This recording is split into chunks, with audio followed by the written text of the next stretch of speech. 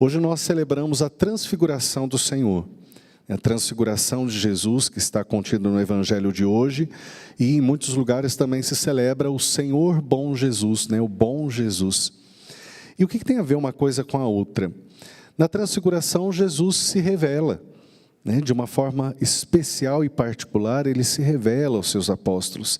Eles sentem a presença de Deus tão forte, tão boa, que eles querem ficar no mesmo lugar que estão, que eles querem se acomodar por lá. Nós precisamos ver todos os contextos dessa passagem. Primeiro, eles vão a uma alta montanha. Assim como nós, em algumas situações da vida, especialmente quando a gente reza, a gente se coloca num lugar mais alto. Não só fisicamente, porque geralmente pelo menos alguns degraus na escada para chegar à igreja, ou para estar no patamar da igreja, até o presbitério, lugar mais alto ainda, não só nesse contexto físico, mas espiritualmente nós precisamos, para rezar, nos colocar num lugar mais alto. Isso no Antigo Testamento especialmente, nós vemos muito, por exemplo, Moisés subia a montanha, quando ele voltava, o seu rosto brilhava, tantas passagens que falam sobre isso. E com Jesus não era diferente, ele subia num lugar mais alto, ele chamava os apóstolos para isso, subia ao monte para rezar, mas era muito mais do que subir a um lugar alto fisicamente. É porque nós precisamos ter um olhar mais amplo para as coisas. Nada mais amplo do que olhar de cima, por um outro ângulo. Vamos dizer assim, pelo ângulo de Deus para a vida da gente. Pelo olhar que Deus nos olha. Ele nos olha não como menores, mas Ele nos olha por um ângulo de visão muito mais amplo. Ele conhece a nossa história. Ele é o princípio, meio e fim. Ele sabe quem nós somos, o que nós podemos ser. Então, quando a gente se coloca em oração, nós precisamos ter essa atitude de nos colocar num lugar alto, num lugar onde está superior, acima dos nossos sentimentos ou pensamentos mais falhos ou mais baixos, próprios da nossa humanidade.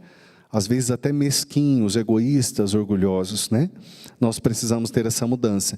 E por que ele faz isso? Ele leva Pedro, Tiago e João com ele, e depois, quando começa o momento de oração, ele se transfigura, e seu rosto brilha como o sol, suas roupas ficam brancas como a luz. Nós temos até a primeira leitura de uma profecia de Daniel, uma experiência mística em que ele vê isso acontecer de uma outra forma, em outro tempo, por um outro ângulo. Claro que ali foi um acontecimento extraordinário, transfigurar-se, mudar a figura. Mas quantos de nós já não vimos irmãos e irmãs, ou também não vimos na nossa vida, situações e circunstâncias em que também nós nos transfiguramos? Aquela situação em que a gente muda a figura, a maneira de olhar para as coisas, a maneira de enxergar as coisas, a maneira de enfrentar as coisas. A gente também, a conversão nada mais é do que uma transfiguração. Mudar a figura, mudar o nosso jeito de olhar para a vida, mudar a nossa maneira de enxergar a história. Isso é transfigurar-se, mudar a figura. Eu lembro que, claro, também tem a questão da idade, talvez de uma pureza maior, inocência maior, mas eu lembro que quando eu participei de um encontro que marcou muito a minha vida, que foi uma experiência de oração, eu tinha 13 anos, na época, bem novinho, adolescente. Quando eu cheguei na aula, isso foi sexta, sábado, domingo. Quando eu cheguei na segunda-feira na minha escola, os meus amigos de escola falavam assim: o que está acontecendo? O Reginaldo está diferente. Está diferente, parece, não sei, alguma coisa diferente com ele. E aí hoje, olhando a história ali, a gente tinha todo um contexto, era coisa de época, vamos dizer assim, do ginásio, tinha uma briguinha lá, que a gente se uniu, se perdoou justamente nesse dia, foi muito bonito.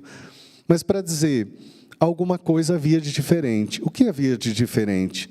Não tinha feito nada diferente no físico, mas havia uma postura diferente diante da vida. Eu estava extremamente tocado, mexido, por causa de um encontro com Deus. Por isso que a palavra de Deus fala tanto para nós que a gente tem que reavivar em nós o primeiro amor. Claro que o encontro com Deus se dá a cada dia, mas existem momentos marcantes na vida da gente. A gente não pode perder esses momentos. Nós temos que revivê-los sempre, sempre, para que a gente não perca o foco e a essência das coisas, para que a gente não se perca no emaranhado da vida. Isso não só na vida espiritual. Também, de vez em quando, a gente tem que parar e perceber o que nos faz felizes de fato. Às vezes a gente usa tantos apetrechos para a felicidade e existe algo que nos faz felizes de fato. E isso precisa estar no nosso radar, no nosso olhar. Mas aí acontece que Jesus se transfigura e aparece com ele Moisés e Elias, que ali é a figura da lei e dos profetas, a gente diz, né? A lei, Moisés, os mandamentos, Elias, os profetas, as profecias, para dizer Jesus é a realização das promessas. A expectativa que os discípulos, que os apóstolos que estavam lá tinham, estava se realizando em Jesus. Esse olhar de que Deus responde a tudo que precisamos, nem sempre do jeito que precisamos. Tanto é que num primeiro momento, quando Pedro percebe isso, ele fala, ele toma a iniciativa, toma a palavra e diz o que os outros também sentiam. Está muito bom aqui, para que fazer outra coisa? Vamos ficar aqui. Vamos fazer as tendas para vocês. Eles nem se preocuparam com eles, né? Vamos fazer as tendas para Moisés, Elias e para o Senhor, 3 tendas, e nós vamos ficar aqui no relento, não tem problema, o importante é ficar aqui, está bom demais. Esse é um risco que nós precisamos estar atentos. Porque quando a gente tem experiências com Deus, muitas vezes a nossa vontade, num momento bom, no aconchego, é nos acomodar onde a gente está.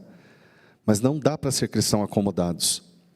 Deus quer que a gente tome uma atitude de mudança, uma mudança de perspectiva e uma mudança de perspectiva no mundo. Experimentar a paz em nós e levá-la ao mundo. Experimentar o amor em nós e levá-lo ao mundo. Experimentar a alegria em nós e levá-la ao mundo. Não dá para ser diferente. Fazer discípulos, esse é o mandamento. Então nós temos que tomar cuidado. Nós estamos num tempo de pandemia, ainda muitos lugares estão com as igrejas fechadas, está tudo ainda instável, mas aos poucos vai reabrindo, ainda sem total abertura. Vai chegar um dia que vai ser essa total abertura. Qual o risco que nós corremos?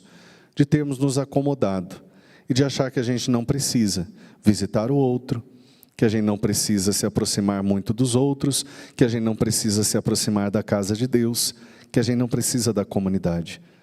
É um engano. Tanto que Jesus, quando percebe que os discípulos estão querendo ficar ali no seu cantinho, ele diz para eles: vamos seguir a viagem, vamos seguir em frente, é preciso descer da montanha, eu preciso ir para Jerusalém, né? Jesus precisa seguir viagem e ele vai morrer na cruz. Um tempo depois, pouco tempo depois, imagina-se historicamente. E os discípulos ainda são chamados para não contar para ninguém até que tudo aconteça, até acontecer paixão, morte e ressurreição.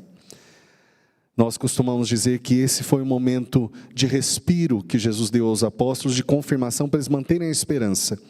Na vida, Deus vai dar vários momentos para que a gente mantenha a esperança. Vários momentos de Monte Tabor, para que a gente enfrente as dificuldades. E é com essa confiança que eu e você somos chamados a seguir.